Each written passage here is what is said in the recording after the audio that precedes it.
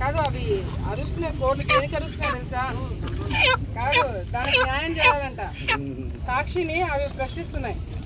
ఈడ తెలుగుదేశం పార్టీ నాయకులు మేము ధర్నా చేయడానికి ప్రొటెస్ట్ చేయడానికి రాలా, అవి ప్రొటెస్ట్ చేస్తుంటే దానికి సపోర్ట్ గా మేము వచ్చినాం.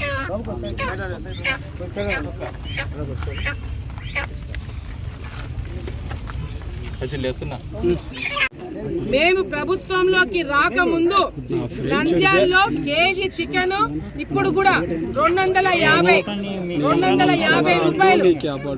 మేము అధికారంలోకి రాకముందు ఆలగడ్డలో చికెన్ కేజీ రేటు 280.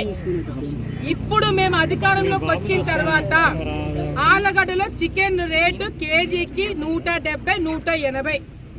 మేము అవినీతి చేసింటే ఇంకా రేటు పెరగాలే తప్ప ఎందుకు తగ్గిస్తామండి? రూపాయలు పెరగాలే తప్ప తగ్గినాయంటే దాని అర్థం ఏంది? రాష్ట్రంలో అందరూ దీన్ని అర్థం చేసుకోవాల్సిన అవసరం లేదు. ఆలగడ్డలో నన్ను నమ్మి ఓటేసిన వాళ్ళు, ఆలగడ్డలో నన్ను నమ్మి రాజకీయం చేసేవాళ్ళు, నా కుటుంబం కోసం కేసులు వేసుకున్న వాళ్ళు నమ్మితే చాలు. నాకు రాష్ట్రం అంతా ఓట్లేరు. ఆలగడ్డ ప్రజలకి తెలుసు గత ప్రభుత్వంలో చికెన్ కి కేజీ రేట్ ఎంత ఉంది, ఇప్పుడు మేము వచ్చిన తర్వాత కేజీ రేటు తగ్గిందా లేదా? మరి తగ్గినప్పుడు మాకు డబ్బులు ఎట్లా అప్పుతాయండి? ఎట్లా అవినీతి జరిగిందండి? ఏడైనా రేట్లు పెరిగితే కదా మాకు కమిషన్లు వచ్చేది. రేట్లు తగ్గిస్తే కమిషన్లు ఎక్కడి నుంచి వస్తాయి? ఆ మాత్రం ఇంగిత జ్ఞానం కూడా లేకుండా సాక్షి వాళ్ళు రాస్తున్నారంటే నిజంగా అంటే పాపము ఈరోజు కోళ్ళు అడిగిన దాంట్లో న్యాయం ఉంది. పాపం మీ బాబాయ్ హత్య కేసులో మీ ఇంట్లో వాళ్ళకి న్యాయం చేయలేకపోతున్నారు.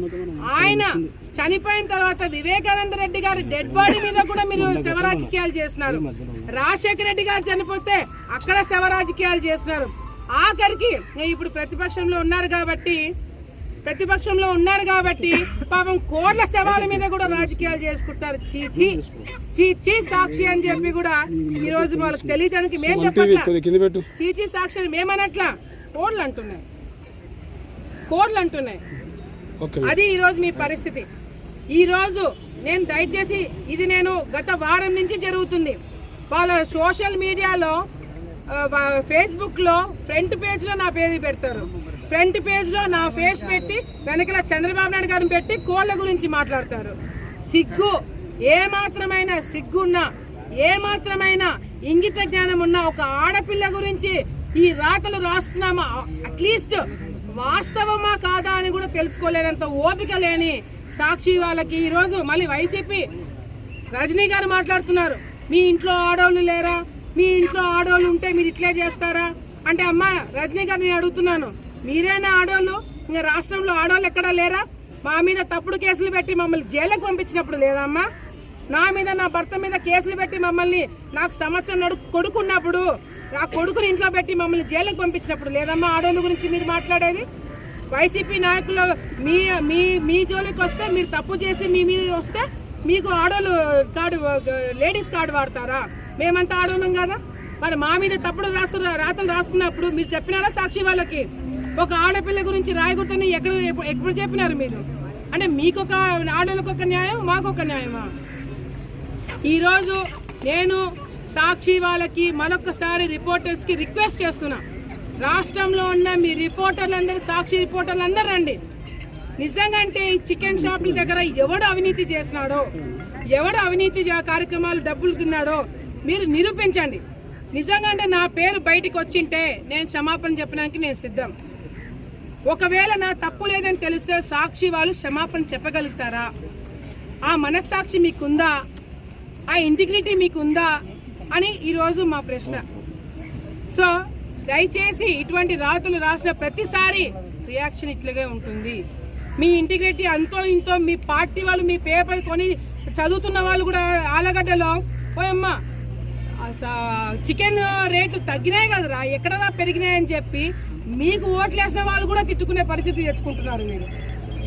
సో దయచేసి ఇటువంటి రాతలు రాసినప్పుడు సాక్షి వాళ్ళు మరొకసారి ఇప్పుడు కూడా చెప్తున్నా, గతంలో ఉన్న చికెన్ రేటుకి ఇప్పటికి తగ్గింది. ఇది కేవలం 10 రూపాయలు 20 రూపాయలు కాదు, కొన్ని కోట్ల రూపాయలు, దాదాపుగా 40-50 కోట్లు 40-50 కోట్లు సంవత్సరానికి సంపాదించుకుంటున్నారు గతంలో వైసీపీ నాయకులు. దాన్ని బ్రేక్ చేశాం కాబట్టే ఈరోజు మా గురించి మాట్లాడుతున్నారు.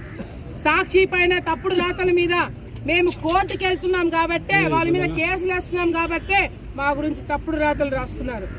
నేను ఇది రాయడం వల్ల మేమేదో బెదిరిపోతాము, ఆడపిల్ల గురించి రాస్తే వాళ్ళు ఇన్సల్ట్గా ఫీల్ అయ్యి ఇళ్లలో కూర్చుంటారు, ఆమె బయటికి వచ్చి మాట్లాడుతుంది అనుకుంటున్నారేమో. మీరు రాస్తున్నా సాక్షి రిపోర్టర్స్ ఈ 2 రాష్ట్రాల్లో కాదు కదా, దేశంలో ఎంతమంది ఉండండి, వాళ్ళందరికీ కూడా అంటే ఛాలెంజ్ అంటే ఎట్లా యాక్సెప్ట్ చేయరు, సవాలు వదిలితే తీసుకోరు. రిక్వెస్ట్ సాక్షి రిపోర్టర్లని నేను రిక్వెస్ట్ చేస్తున్నా, నిజంగా అంటే మీకు మనస్సాక్షి ఉంటే మీరు ఆలగడ్డకు వచ్చి ఎంక్వైరీ చేయండి. ఎక్కడైనా మేము కానీ నా మనుషులు కానీ నా పేరు చెప్పుకొని ఒక్క రూపాయి కూడా ఈ చికెన్ల దానిలో కాదు, ఎక్కడైనా సరే సామాన్య ప్రజల దగ్గర నుంచి 1 రూపాయి డబ్బులు భూమా కుటుంబానికి అందిందని నువ్వు నిరూపిస్తే నా రాజకీయ జీవితాన్ని కాదు, నా ఆస్తులు కూడా సాక్షికి రాసిస్తాను. ఆ సవాల్ని మీరు స్వీకరించగలుగుతారని చెప్పి సాక్షికి నేను రిపోర్టర్లకి నేను రిక్వెస్ట్ చేస్తున్నా. ఒకవేళ నేను నిజంగా తప్పు చేశానని నిరూపించగలిగితే మీరు నా కుటుంబంలో ఉన్న నా ఆస్తులు, నా రాజకీయం మొత్తం కూడా నేను సాక్షికి ఇచ్చేస్తా.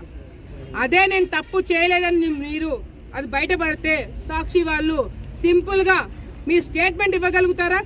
ఆలగడ్డలో ఈ తప్పు జరగలేదని రాసే ధైర్యము సాక్షికి ఉందా లేదా నాకు తెలియజేయాలని చెప్పి కూడా ఈ సందర్భంగా నేను తెలియజేసుకుంటున్నా.